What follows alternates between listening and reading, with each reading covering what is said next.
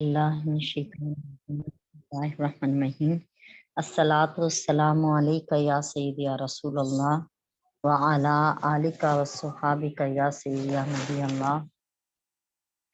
रब्बिश इश्रह ली सदरी व यस्सिर ली अमरी वहलुल उक़दतम मिन लिसानी यफ़क़हू क़ौली वजअल ली वज़ीरन मिन Ahli rabbi ज़िदनी इल्मा rabbi ज़िदनी इल्मा rabbi ज़िदनी इल्मा rabbi यस्सिर वला तुअस्सिर वतम्मिम बिल खैर व बिका नस्तईन अल्लाहुम्मा अजुरनी फी मुसीबती वख्लुफ ली खैरम मिन्हा अल्लाहुम्मा सल्लि अला सय्यिदिना व मौलाना मुहम्मदिन व अला आलिहि व स्वहाबिहि व बारिक वसल्लम। अल्लाह ताला का करोड़ दफ़ा शुक्र और एहसान है कि जिसने हमें कलाम अज़ीम पढ़ने, पढ़ाने, सुनने, सुनाने की तौफीक अता फरमा दी। अल्लाह ताला इस कलाम अज़ीम को समझने के लिए हमारी ज़हनी और जिस्मानी और रूहानी क़ुव्वतों को बढ़ा दे और हमें अमल की तौफीक अता फरमा दे, हम पर अपने फ़ज़ल का साया किए रखे। ये लम्हात जो हम कलाम अज़ीम को सीखने के लिए सर्फ कर रहे हैं, ये लम्हात दुनिया में, आखिरत में, कब्र में, हशर में हमारे काम आ जाएं। अल्लाहुम्मा आमीन। हमने सूरह निसा की आयत नंबर 123 स्टार्ट की थी। दोबारा से इसी टॉपिक को शुरू करते हैं। आऊज़ु बिल्लाहि मिनश शैतानिर रजीम, बिस्मिल्लाहिर रहमानिर रहीम। लैसा बि अमानिय्यिकुम वला अमानिय्यि अहलिल किताब मन यअमल सूअन युज्ज़ा बिही वला यजिद लहू मिन दूनिल्लाहि वलिय्यन वला नसीरा। लैसा नहीं, बि अमानी साथ ख्वाहिश के कुम तुम्हारी, वला अमानी और ना ही ख्वाहिश अहलिल किताबी अहले किताब की। मैं यामल सूअन जो भी अमल करेगा बुरा, युज्ज़ा बिही वो वैसा ही बदला पाएगा, वला यजिद लहू मिन दूनिल्लाहि और जो नहीं, जो इसके अलावा करेगा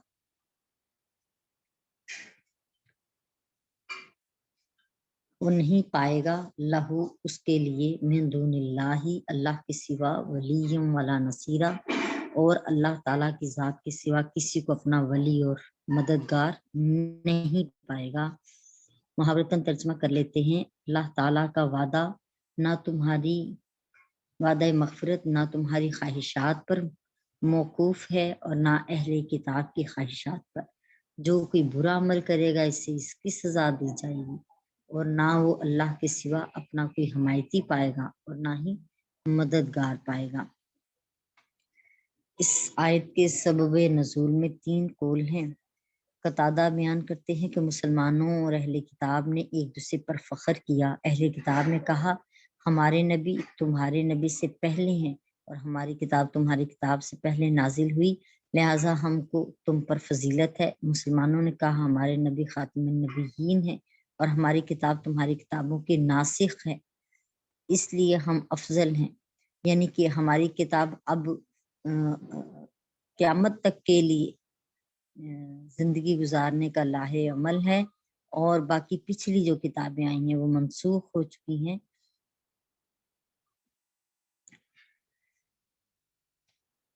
मुसलमानों ने कहा क्योंकि हमारी किताब तुम्हारी किताबों की नासिख है इसलिए हम अफजल हैं।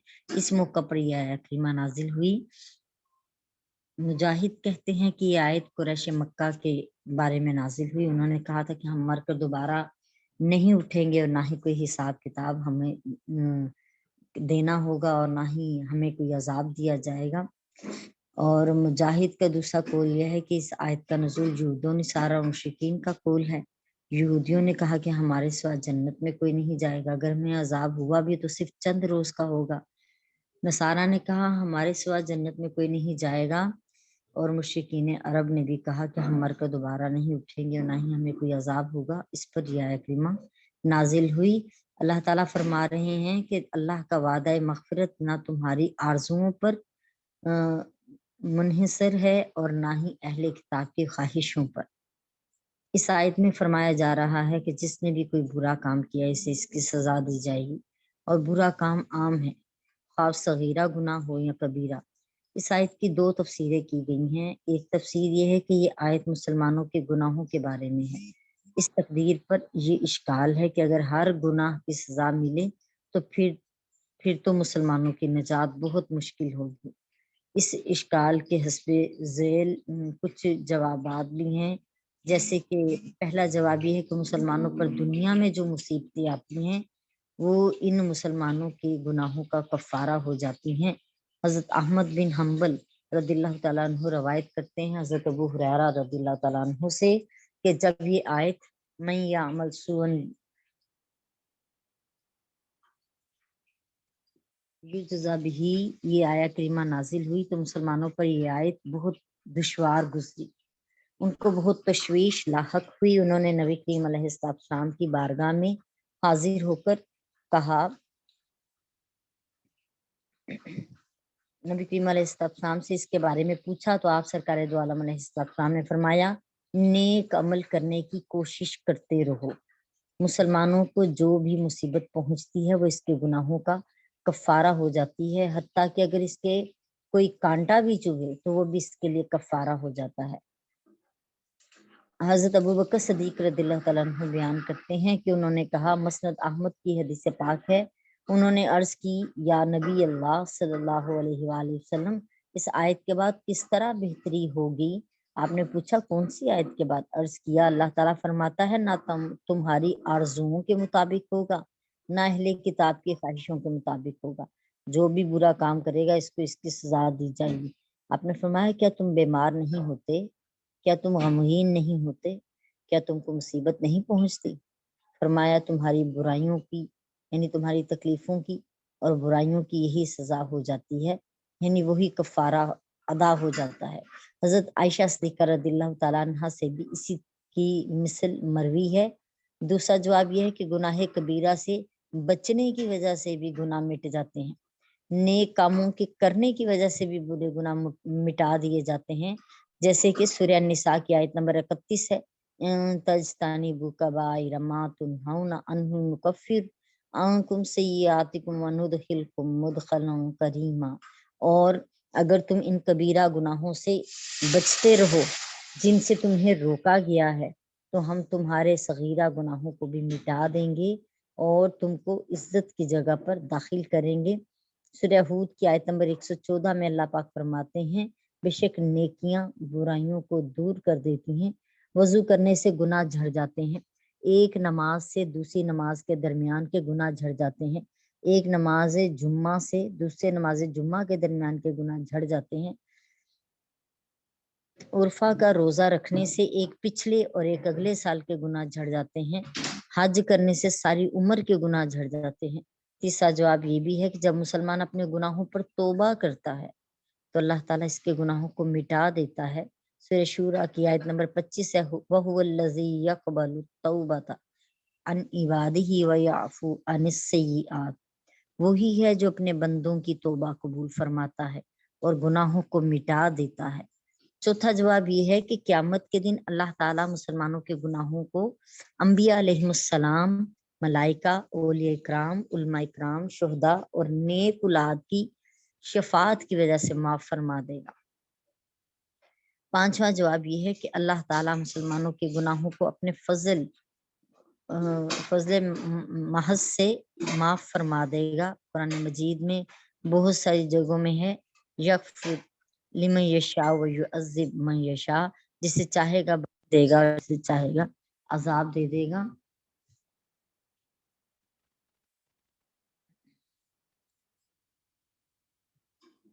امام محمد بن اسماعیل بخاری رحمۃ اللہ علیہ روایت کرتے ہیں صفوان بن محرز مازنی سے کہ ایک دن میں حضرت ابن عمر رضی اللہ تعالیٰ عنہما کے ساتھ ان کا ہاتھ پکڑے ہوئے جا رہا تھا کہ ان کے پاس ایک شخص آیا، پوچھا آپ نے نبی کریم علیہ الصلوۃ والسلام سے نجوا یعنی سرگوشی کرنے کی تفسیر سنی ہے؟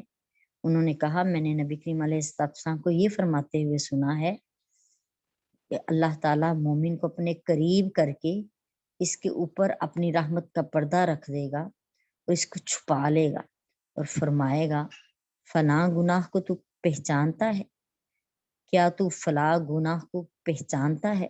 وہ کہے گا ہاں اللہ تعالیٰ جی، اے میرے رب حتیٰ کہ اللہ تعالیٰ اس شخص سے اس کے سارے گناہوں کا اقرار کروا لے گا اور وہ شخص یہ سمجھے گا کہ وہ اب ہلاک ہو گیا۔ اللہ تعالیٰ فرمائے گا میں نے دنیا میں تیرا پردہ رکھا تھا اور آج میں تجھے بخش دوں گا۔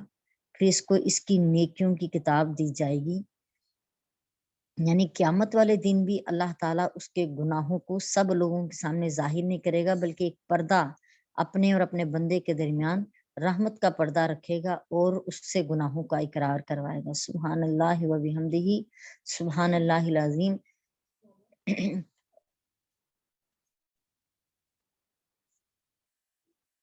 رہے کافر اور منافق تو اللہ تعالیٰ کے سامنے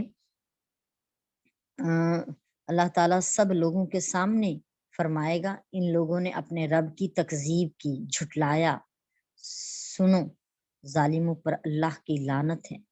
اس آیت کی دوسری تفسیر یہ ہے کہ یہ آیت کفار اور مشرکین کے ساتھ مخصوص ہے، اور اس پر دلیل یہ ہے کہ اللہ تعالیٰ نے اس آیت کے بعد والی آیت مومنوں کے بارے میں الگ نازل فرمائی ہے، اور جن لوگوں نے حالت ایمان میں نیک کام کیے، خواہ وہ مرد ہوں یا عورتیں، تو وہ لوگ جنت میں داخل ہوں گے۔ نیز جب کفار کو ان کے ہر برے کام کی سزا دی جائے گی تو اس سے یہ بھی واضح ہو گیا کہ کفار، اس سے مخاطب جو ہیں وہ کفار ہی ہیں۔ اگلی آیہ کریمہ سورہ النساء کی آیت نمبر 1 to 4، وَمَن يَعْمَلْ مِنَ الصَّالِحَاتِ مِن ذَكَرٍ أَوْ أُنثَىٰ وَهُوَ مُؤْمِنٌ فَأُولَٰئِكَ يَدْخُلُونَ الْجَنَّةَ وَلَا يُظْلَمُونَ نَقِيرًا۔ اور من جو یعمل عمل کرے من الصالحات اچھے کاموں کا، اچھے کاموں میں سے، من ذکرین خواہ وہ مرد ہو، اور انثیٰ یا عورت ہو، وَهُوَ مُؤْمِنٌ اور وہ ایمان والے بھی ہوں، فَأُولَٰئِکَ يَدْخُلُونَ الْجَنَّةَ بس یہی وہ لوگ ہیں جو جنتوں میں داخل ہوں گے، وَلَا يُظْلَمُونَ نَقِيرًا اور تل کے برابر بھی ان پر ظلم نہیں کیا جائے گا۔ جب یہ آیہ کریمہ نازل ہوئی تو جس نے بھی کوئی برا کام کیا اسے اس کی سزا ملے گی، تو اہل کتاب نے کہا ہم میں اور تم میں کیا فرق رہا؟ تو اللہ تعالیٰ نے یہ آیہ کریمہ نازل کی کہ جن مسلمانوں نے ایمان کی حالت میں نیک کام کیے ان کو جنت میں داخل کیا جائے گا، اور یہ اس وقت ہوگا جب ان کے گناہ اور برے کام معاف کر دیے جائیں گے۔ اس آیت سے معلوم ہوا کہ کافروں کا کوئی نیک عمل قبول نہیں ہوتا، اور نیک کاموں کے مقبول ہونے کے لیے ایمان شرط ہے۔ اس آیت میں اللہ تعالیٰ نے یہ نہیں فرمایا کہ جس نے ایمان کے ساتھ تمام نیک اعمال کیے، کیونکہ انبیاء علیہ السلام اور چند مخصوص بندگان خدا کے سوا اور کوئی شخص اس کی طاقت نہیں رکھتا کہ اس کا کیا ہوا ہر عمل نیک ہو اور اس سے کبھی کوئی برائی ہی نہ سرزد ہوئی ہو۔ اس لیے اللہ تعالیٰ نے یہ نہیں فرمایا کہ جس نے حالت ایمان میں تمام نیک عمل کیے ہوں، بلکہ فرمایا جن لوگوں نے حالت ایمان میں نیک عمل کیے، خواہ وہ مرد ہوں یا عورت، تو وہ لوگ جنت میں داخل ہوں گے۔ اس سے ہم عام لوگوں کے لیے یہ نوید اور بشارت سمجھتے ہیں جن کے بعض عمل نیک ہیں اور ان سے گناہ اور خطائیں بھی ہو جاتی ہیں، اللہ تعالیٰ انہیں بھی اپنے کرم اور فضل سے جنت میں داخل فرمائے گا انشاءاللہ تعالیٰ۔ لیکن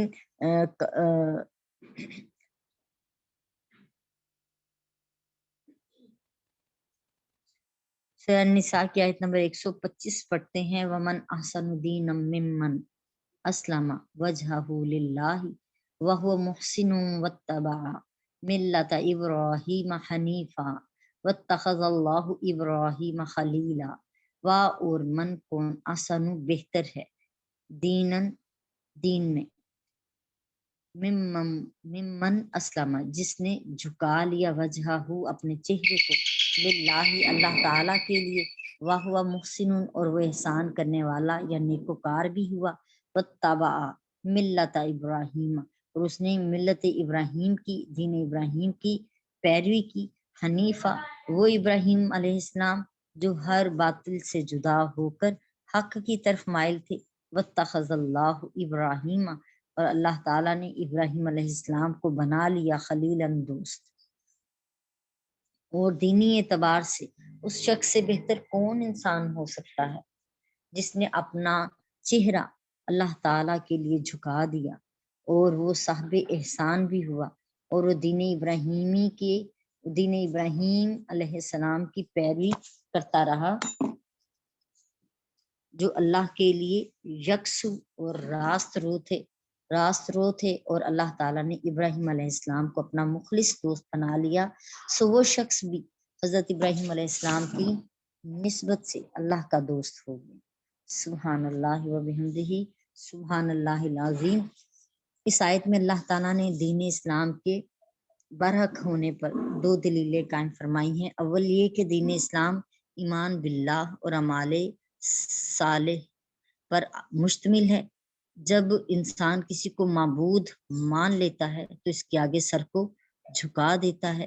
سو جس نے اپنے جسم کے اعضاء میں سے سب سے اشرف اور اعلیٰ عضو یعنی اپنے پیشانی کو اللہ تعالیٰ کے سامنے جھکا دیا، وہ اللہ پر ایمان لانے والا ہے، اور اللہ پر ایمان اسی وقت صحیح ہوگا جب اس کے رسولوں، اس کی کتابوں، اس کے فرشتوں، اس کی فرمائی ہوئی تمام باتوں کو مان لیا جائے اور اس کے ارشادات پر سر تسلیم خم کر دیا جائے۔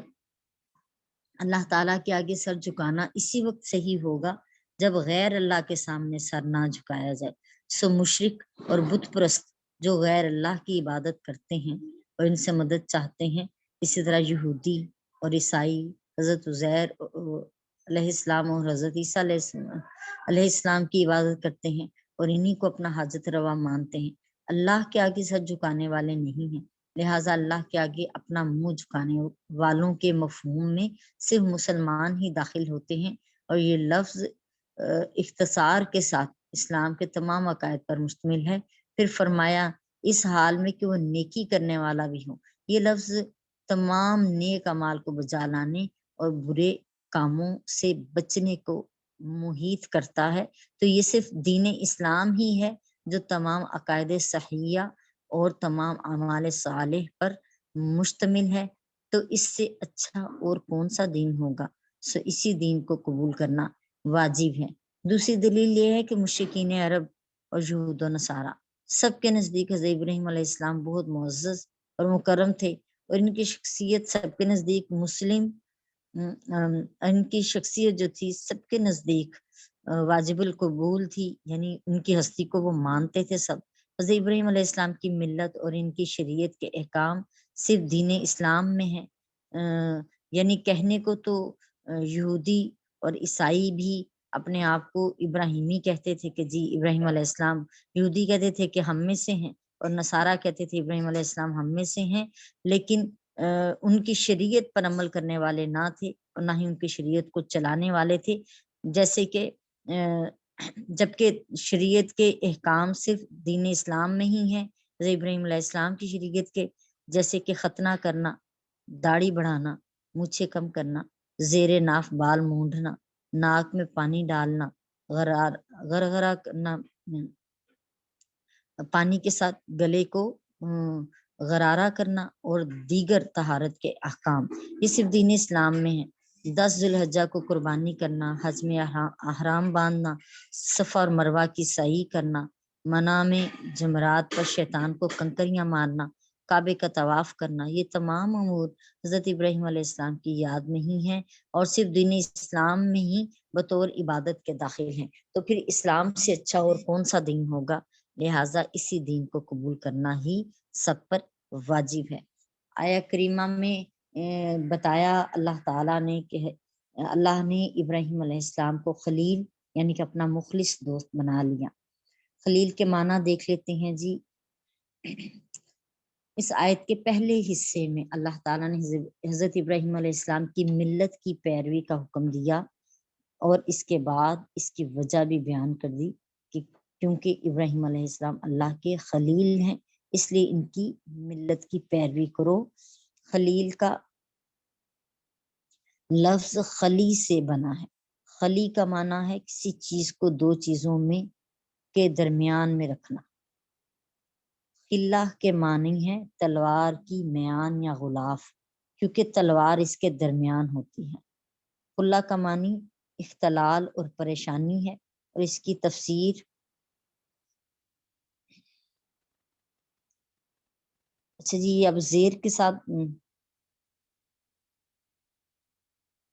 خلا کا معنی اختلال اور پریشانی ہے، اور خلا کے معنی یعنی پیش کے ساتھ اگر پڑھا جائے تو پھر محبت کے ہیں، کیونکہ محبت نفس میں سرایت کر جاتی ہے اور اس کے درمیان میں وسط میں ہوتی ہے۔ اللہ تعالیٰ نے حضرت ابراہیم علیہ السلام کو اپنا خلیل فرمایا کیونکہ وہ ہر حال میں اللہ تعالیٰ کے محتاج رہے، اور یہاں اس لیے کہ خلیل فرمایا کہ حضرت ابراہیم علیہ السلام اللہ تعالیٰ سے شدید محبت کرتے تھے، یا اللہ تعالیٰ آپ سے شدید محبت کرتا تھا۔ حضرت ابراہیم علیہ السلام کی اللہ تعالیٰ سے محبت کا معنی ہے اللہ کی رضا کے لیے ہر کام کرنا، اور اللہ کی رضا کے لیے ہر بات کا ماننا، اور ہر حال میں اللہ سے راضی رہنا۔ اور اللہ تعالیٰ کی آپ سے محبت کا معنی ہے کہ آپ پر اکرام اور احسان کرنا، اور دنیا اور آخرت میں آپ کی ثنا و جمیل کرنا۔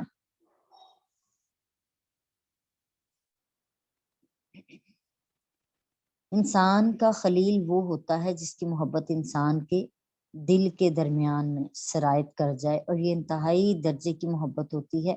جب اللہ تعالیٰ نے حضرت ابراہیم علیہ السلام کو آسمانوں اور زمین کی نشانیوں پر آگاہ فرمایا، اور حضرت ابراہیم علیہ السلام نے ستاروں، چاند اور سورج کی الوہیت کو ساکت کیا، یعنی انکار کر دیا ان کا رب ہونے پر، اور بتوں کی عبادت کرنے کو مسترد کر دیا، اور بت پرستوں کے بڑے بت کے سوا تمام بت توڑ ڈالے، اور فرمایا اس بڑے بت سے پوچھو کہ ان چھوٹے بتوں کو کس نے توڑا ہے، اور قوم سے فرمایا کہ افسوس تم ان کی عبادت کرتے ہو جو اپنی حفاظت نہیں کر سکتے اور کسی بات کا جواب بھی نہیں دے سکتے۔ اور قوم نے اس کی پاداش میں حضرت ابراہیم علیہ السلام کو آگ میں ڈالا، اور انہوں نے اللہ کے لیے خود کو آگ میں ڈلوانا قبول کیا، اپنے بیٹے کی قربانی کو قبول کیا، اپنے مال کو اللہ کی راہ میں بے دریغ خرچ کیا۔ اسی طرح اللہ تعالیٰ کے لیے انہوں نے اپنی جان، اپنے بیٹے، اپنے مال کی قربانی دی، تو اللہ نے ان کو اپنا خلیل بنا لیا، اور ان کی اولاد میں سلطنت و نبوت رکھ دی۔ دوسری وجہ یہ بھی ہے کہ حضرت ابراہیم علیہ السلام کے اخلاق اور اوصاف سے کامل درجے کے متصف تھے، اللہ تعالیٰ نے ان کو اپنا خلیل بنا لیا۔ تیسری وجہ یہ بھی ہے کہ حضرت ابراہیم علیہ السلام اللہ تعالیٰ کے بہت زیادہ اطاعت گزار تھے۔ قرآن مجید میں بھی تذکرہ ہے اس کا، سورہ البقرہ کی آیت نمبر 131، جب ابراہیم علیہ السلام سے ان کے رب نے کہا اسلام لاؤ، اطاعت کرو، تو انہوں نے اللہ کے سامنے سر تسلیم خم کر دیا، لہٰذا اللہ تعالیٰ نے ان کو اپنا خلیل بنا لیا۔ چوتھی وجہ یہ ہے کہ حضرت ابراہیم علیہ السلام کی فطرت بہت پاکیزہ تھی، اور وہ جسمانی علائق اور ان کے تقاضوں سے مبرہ تھے، اور ان پر روحانیت کا غلبہ تھا، ان کا ہر عمل اللہ کی رضا کے لیے تھا، اس لیے اللہ تعالیٰ کا نور جلال اور اس کا خاص فیضان ان کے تمام اعضاء اور قوی میں جذب ہو گیا تھا۔ جیسے کہ نبی کریم علیہ السلام تہجد کے نماز کے بعد یہ دعا کرتے تھے، اللہ میرے دل میں نور کر دے، میری آنکھوں میں نور کر دے، میرے کانوں میں نور کر دے، اور میرے دائیں نور کر دے اور میرے بائیں نور کر دے، اور میرے اوپر نور کر دے اور میرے نیچے نور کر دے، اور میرے آگے نور کر دے اور میرے پیچھے نور کر دے، اور مجھے سراپا نور بنا دے۔ یعنی یہ دعائے نور جو ہے وہ اسی کا ہی تذکرہ کیا جا رہا ہے۔ حضرت ابراہیم علیہ السلام کے تمام اعضاء اور قوی میں نور جذب ہو گیا تھا، اور ان کی بشریت جو تھی وہ صاف اور ستھری ہو گئی تھی، مصفہ ہو گئی، سو اللہ تعالیٰ نے آپ کو اپنا خلیل بنا لیا۔ حضرت ابراہیم علیہ السلام اللہ تعالیٰ کے خلیل ہیں، اور ہمارے نبی کریم صلی اللہ علیہ وآلہ وسلم اللہ تعالیٰ کے حبیب ہیں، اور حبیب کا مرتبہ خلیل سے زیادہ ہے۔ حضرت ابراہیم علیہ السلام حضرت امام ابو عیسیٰ محمد بن عیسیٰ ترمذی اپنی سند کے ساتھ ترمذی شریف میں روایت فرماتے ہیں حضرت ابن عباس رضی اللہ تعالیٰ عنہ سے کہ رسول اللہ صلی اللہ علیہ وآلہ وسلم کے اصحاب بیٹھے ہوئے تھے، نبی کریم علیہ السلام کا انتظار کر رہے تھے، آپ تشریف لائے، ان کے قریب پہنچے، وہ بیٹھے ہوئے انبیاء اکرام کا ذکر کر رہے تھے۔ ان میں سے بعض نے کہا کس قدر حیرت کی بات ہے، اللہ تعالیٰ نے اپنے مخلوق میں حضرت ابراہیم علیہ السلام کو خلیل بنایا۔ دوسرے نے کہا اس سے بھی زیادہ حیرت اس پر ہے کہ حضرت موسیٰ علیہ السلام کو اللہ نے اپنا کلیم بنایا، کلام کرنے والا۔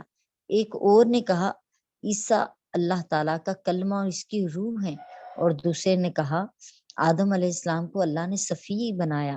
نبی کریم علیہ السلام ان کے پاس آئے، ان کو سلام کیا، فرمایا میں نے تمہارا کلام سنا اور تمہارے تعجب کرنے پر آگاہ ہوا، بے شک ابراہیم علیہ السلام اللہ کے خلیل ہیں اور وہ اسی طرح ہیں، اور موسیٰ علیہ السلام اللہ کے نجی ہیں جن سے اللہ نے یعنی سرگوشی کی ہے، اور وہ اسی طرح ہیں، اور عیسیٰ علیہ السلام اللہ تعالیٰ کے روح اور اس کا کلمہ ہے اور وہ اسی طرح ہیں، اور آدم علیہ السلام اللہ تعالیٰ کے صفی ہیں اور وہ اسی طرح ہیں۔ سنو میں اللہ کا حبیب ہوں اور فخر نہیں، اور میں قیامت کے دن حمد کا جھنڈا اٹھانے والا ہوں گا اور فخر نہیں، اور میں سب سے پہلے شفاعت کرنے والا ہوں گا اور میری شفاعت سب سے پہلے قبول کی جائے گی اور فخر نہیں، اور میں سب سے پہلے جنت کا دروازہ کھٹکھٹاؤں گا، اللہ میرے لیے جنت کو کھولے گا اور میرے ساتھ فقراء مومنین داخل ہوں گے اور فخر نہیں، اور میں تمام اولین اور آخرین میں سب سے زیادہ عزت والا ہوں گا اور فخر نہیں۔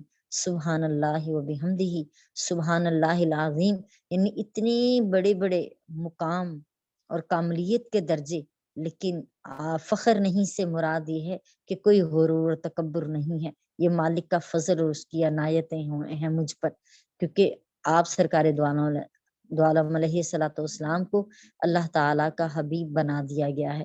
حضرت ابو ہریرہ رضی اللہ تعالیٰ عنہ بیان کرتے ہیں شعب الایمان میں کہ رسول اللہ صلی اللہ علیہ وآلہ وسلم نے فرمایا اللہ تعالیٰ نے ابراہیم علیہ السلام کو خلیل بنایا اور موسیٰ کو نجی بنایا اور مجھے حبیب بنایا۔ پھر اللہ تعالیٰ نے فرمایا مجھے اپنی عزت و جلال کی قسم میں اپنے حبیب کو اپنے خلیل اور اپنے نجی پر فضیلت دوں گا۔ سبحان اللہ و بحمدہ سبحان اللہ العظیم۔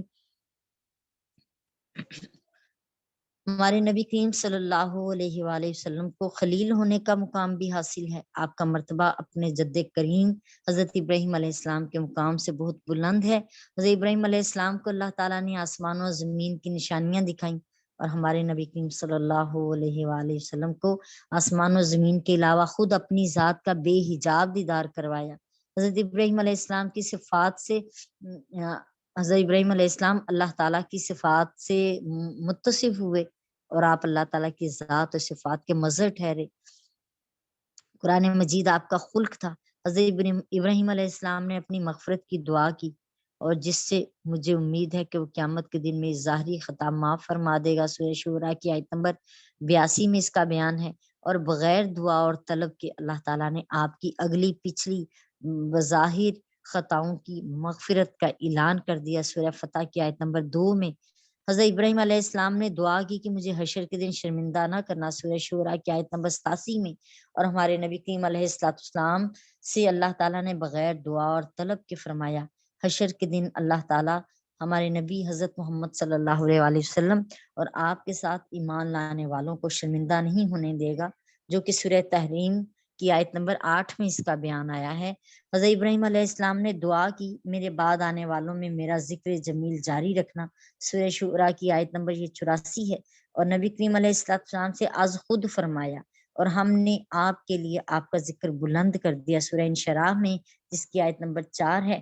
یہ سب خلیل ہونے کے آثار ہیں اور نبی کریم علیہ السلام کے حبیب ہونے کے آثار ہیں، اور حبیب ہونے کے آثار کا کون احاطہ کر سکتا ہے کہ بن مانگے عطا کیا جاتا ہے۔ آپ تمام انبیاء اور رسل کے قائد ہیں، رحمت للعالمین ہیں۔ آپ اللہ کی رضا، آپ کی رضا اللہ کی رضا ہے، آپ کا حکم اللہ کا حکم ہے، آپ کی اطاعت اللہ کی اطاعت ہے۔ حشر کے دن آپ کی عزت دیکھنے والی ہوگی، جب تمام نبیوں رسولوں کو آپ کی حاجت ہوگی، جب آپ مقام محمود پر فائز ہوں گے، اور آپ سرکار دو عالم علیہ السلام اس وقت اللہ تعالیٰ سے ہم جیسے گنہگاروں کی شفاعت کریں گے، جب تمام انبیاء اور رسولوں کے سوا کسی کو اللہ سے بات کرنے کا حوصلہ نہیں ہوگا۔ سورہ النساء کی آیت نمبر 126 کرتے ہیں جی، اللہ تعالیٰ ہمیں اپنے نبی کریم صلی اللہ علیہ وآلہ وسلم پر زیادہ سے زیادہ درود پاک پڑھنے والا بنا دے، اور ہمیں ان کی قربت عطا کر دے، پیارے آقا علیہ السلام کے اسوہ حسنہ پر چلنے والا بنا دے، ہمیں نبی کے رنگ میں رنگ دے، سرکار دو عالم علیہ السلام کی سنتوں پر عمل کرنے والا بنا دے۔ سورہ نساء کی آیت نمبر 126 ہے جی، وَلِلَّهِ مَا فِي السَّمَاوَاتِ وَمَا فِي الْأَرْضِ وَكَانَ اللَّهُ بِكُلِّ شَيْءٍ مُحِيطًا، اور للہ اللہ ہی کا ہے ما فی السماوات و ما فی الارض، جو کچھ آسمانوں میں ہے اور جو کچھ زمین میں ہے، وَكَانَ اللَّهُ بِكُلِّ شَيْءٍ مُحِيطًا، اور اللہ تعالیٰ ہر چیز کو گھیرنے والا ہے، یعنی گھیرے ہوئے ہے، اور سب اللہ ہی کا ہے، جو کچھ آسمانوں میں ہے جو کچھ زمین میں ہے، اور اللہ تعالیٰ ہر چیز کا احاطہ فرمائے ہوئے ہے۔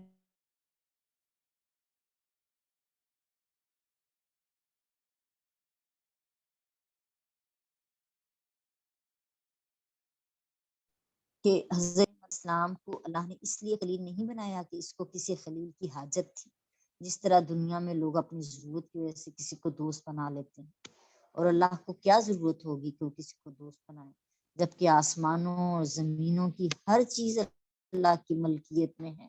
نیز اس پوری صورت میں جگہ جگہ اللہ تعالیٰ نے لوگوں کو حکم دیا ہے کہ وہ اس کی اطاعت اور اس کی بندگی کریں، اور لوگ اس کی اطاعت کرتے ہیں جس کی کامل قدرت، لوگ بھی اسی ہستی کی اطاعت کرتے ہیں جس کی کامل قدرت ہو، اور کوئی شخص اس کی گرفت اور پکڑ سے باہر نہیں ہو سکے، اور اس کی اطاعت کرتے ہیں جس کا علم کامل ہو، اور کسی شخص کا کوئی کام اللہ کے علم سے مخفی نہیں ہو سکے نہیں ہے۔ اللہ تعالیٰ نے اپنی کمال قدرت کو بیان کرنے کے لیے فرمایا کہ آسمانوں اور زمینوں کی ہر چیز اللہ کی ملکیت میں ہے، اور کمال علم کو بیان کرنے کے لیے فرمایا اللہ تعالیٰ ہر چیز کو محیط ہے۔ سو جب وہی علم اور قدرت میں کامل ہے تو اس کے سوا اور کوئی اطاعت اور عبادت کا مستحق کیسے ہو سکتا ہے؟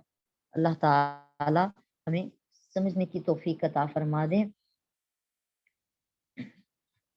یہ ہماری آیت نمبر 126 تک ہم نے مکمل کر لیا ہے۔